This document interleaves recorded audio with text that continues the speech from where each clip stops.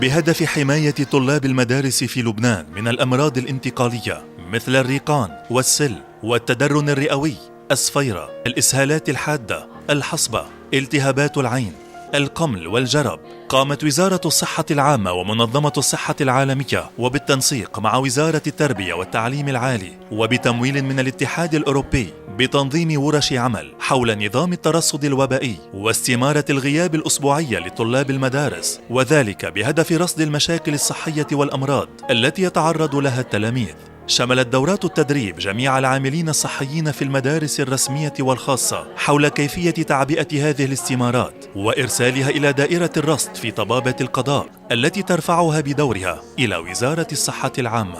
في منسق تختاروا المدرسة هو مع ضابط الاتصال بالقضاء، كيف بتصير الشغل بعمم استمارة غياب المدارس، كيف بيوديها، امتى بيوديها، شو بيعبي فيها، شو هن الأمراض المستهدفة، كيف بيعرف عن حاله ضابط الاتصال، كيف عدد الغياب.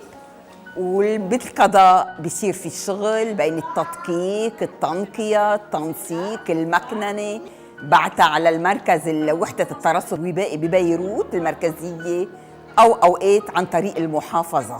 الهدف الثاني من هذه اللقاءات خصص للصحة المدرسية من حيث التعريف عنها وعن أهميتها، بما أنها تتمحور حول 3 محاور، وهي التثقيف الصحي للتلاميذ، البيئة المدرسية السليمة، والخدمات الصحية المدرسية بشقيها الوقائي والعلاجي.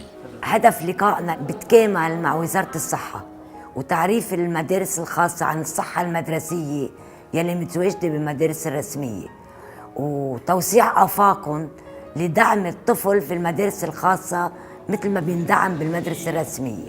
هدفنا أنه نمنع تفشي الأمراض.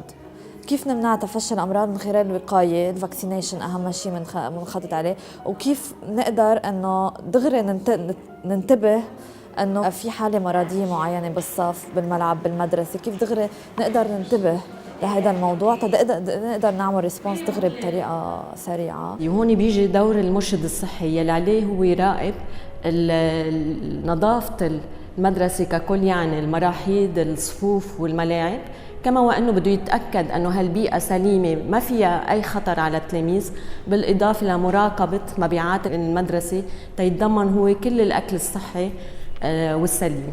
إن رصد الأمراض الانتقالية في مرحلة مبكرة يسمح باتخاذ الإجراءات الصحية اللازمة للحد من انتشار الأمراض ولحماية الطلاب خصوصاً والمجتمع اللبناني عموماً نحو صحة مدرسية سليمة ومحصنة. منظمة الصحة العالمية، مكتب لبنان.